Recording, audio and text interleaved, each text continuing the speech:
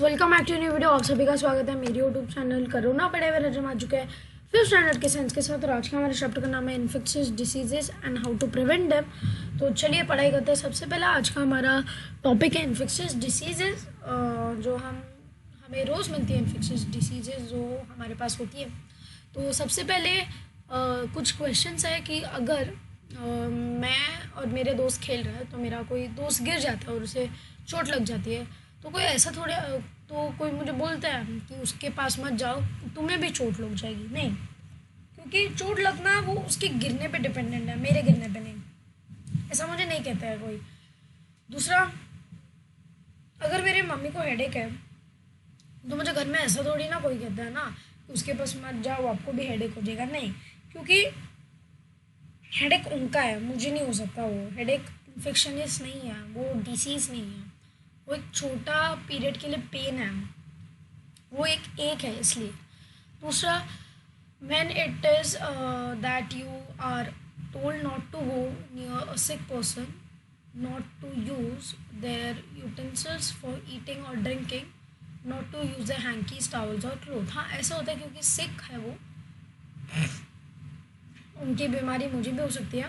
अगर मैं उनके यूटेंसिल्स, उनके खाने से, उनके ड्रिंकिंग यूटेंसिल्स से मैं खाऊंगा, मैं भी यूज़ करूँगा। क्योंकि देखो, वो स्पून मुंह में डालते हैं, वो वापस प्लेट में रखते हैं। वो पानी पीते हैं, उनका लिप्स टच होता है, उनका मुंह कांटेक्ट में आता है, जिससे वो ट्रांसपोर्ट हो सकता है। तो इसलिए मुझे कहा जाता है कि नहीं, आप उस सिक पर्सन के यूटेंसिल्स मत यूज़ कीजिए।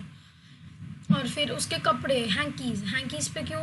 हैंकीज़ पे क्योंकि वो उसकी जो छींक है वो बाद में नोज़ वगैरह से हैंकीज़ पे करता है, राइट।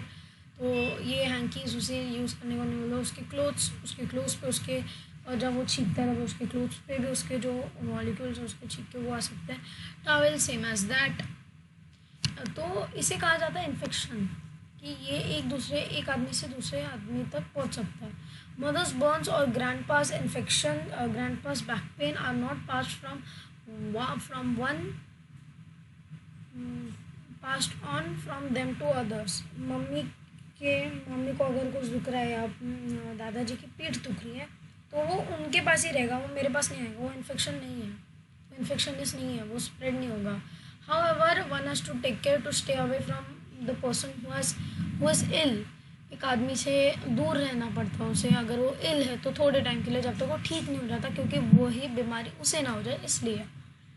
इसमें flu, cold, रिंगवर्म्स, scabies, chicken pox, ये सारी डिसीजेज आती है जो इन्फेक्शनियस डिसीजेज होती है।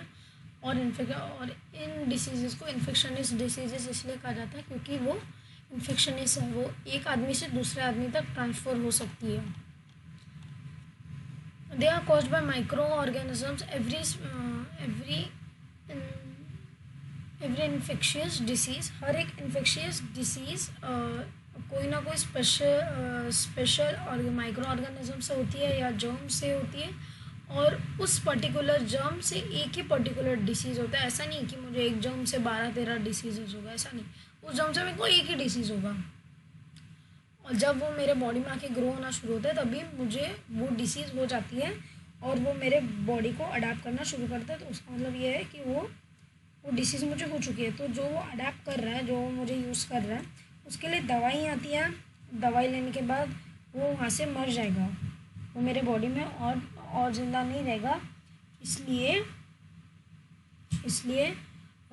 जो ऑर्गेनिज्म रहेगा, मेरी जो डिसीज़ होगा वो चला जाएगा दवाई लेने के बाद। When a person has cold, the germs from his body spread in the air when he coughs or sneezes. When these germs enter other people's body, they can also get the disease. That is, the disease spreads. Typhoid spreads it while its germs are passed by one by persons ill with typhoid to another person. When a person has cold, the germs from his body spread in the air when colds or sneezes. When these germs enter other people's body, they can also get the disease. That is, they spread diseases. Typhoid spreads when it germs passes on person ill with typhoid to another person. तो जब एक आदमी को एक cold होता है तभी वो जो जर्म होता है उसके बॉडी से स्प्रेड होके एयर में जाता है जब वो खांसता है या स्नीज करता है. When these germs enter other people body, they can also get the disease. जब ये germs other people के body में जाता है तभी उन्हें भी disease हो जाता है और that is the cause of spread of disease. इसके कारण वो disease spread होता है. Typhoid spreads when germs are passed on by an person with typhoid to another person. यहाँ पे टाइफाइड का लेके एग्जाम्पल दिया गया. Spread of infectious diseases. What are the different ways in which infectious diseases spread of diseases through air. Diseases air के थ्रू spread होती हैं. जो germs like influenza, the germs of disease like influenza are present in the spit or the saliva of the person who has the disease. When they cough or spits, they enter the air in the tiny droplets of saliva or spit.